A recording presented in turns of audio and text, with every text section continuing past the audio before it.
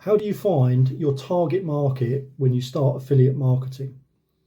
Hi, it's Del here from Future You Success, and I've been affiliate marketing for just on 3 years now. I started as a complete beginner after a major life change event, and I made a ton of mistakes along the way that I'll obviously share with you as we go along on these video series. But now I'm in a position where I've earned commissions, gives me the lifestyle, the chance to travel, work where I want, when I want. So you can too, just avoid some of the horrors that I picked up and made along the way. So finding your target market, that really is key to your success. Often it's overlooked by many people when they first start out. They see the idea of affiliate marketing as a fairly easy way to get income. However, you're going to have to put some work in behind it, and most of the work really will be identifying the products for the right market. Once you've got that, you really are on your way. But how do you define what is the right market? Really, it comes down to one basic factor, and that is the sort of product you want to promote. Will the people that you are trying to reach to be interested in it? Now, how do you know that? Well, you're going to create some content in whatever format you choose to do. However, you can stack a little bit in your favour in the first place by really thinking through the type of people that look at the product that you want to market. What is their demographic? What is their behaviours? Where are they geographically? And also, is it something lifestyle or aspirational that people actually are interested in your chosen niche?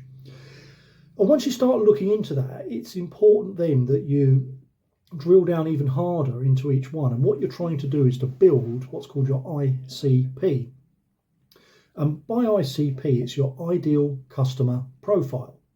So let's take, for example, if you're promoting gold-plated Bentleys. I mean, it's a fantastic product, I'm sure, but you're not going to be pushing that out to people who don't drive, or you won't be using content and media platforms that will drive it into an audience that are just not receptive to it.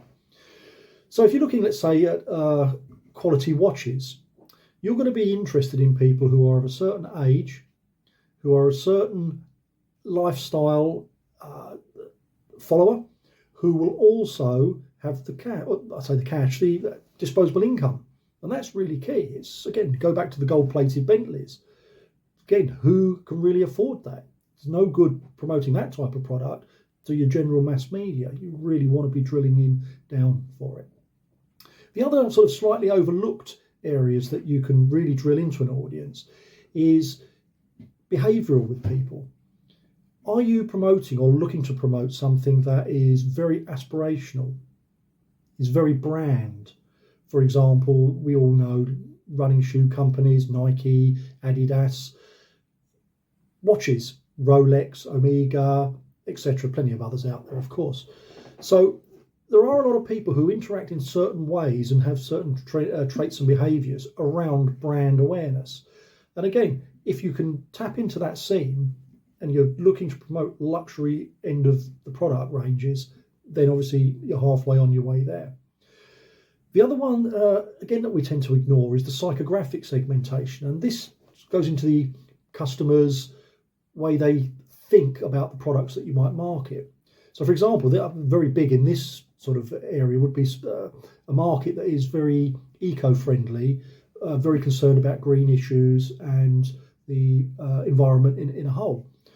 So if you're going to be promoting V8 Bentleys, it probably is not the sort of people who are going to be receptive to it if that is part of their makeup, if you like.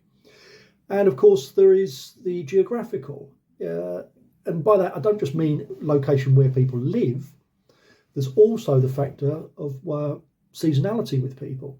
So, for example, you're not going to promote ski wear or winter sports goods to people who are living, let's say, in the mid-continental area across the globe, across the equator line. It just has no relevance to them. So, again, your ICP, your ideal customer profile, will not be part of that group. Once you start to really think into who your ideal customer is, you can then begin to formulate your plan, part of your business plan, as to how you're going to create the content and, importantly, what platform you're going to use. Because when you're drilling in with your target market, you're going to realize pretty quickly that certain platforms, outlets, and media are responsive in different ways to different demographic groups of people.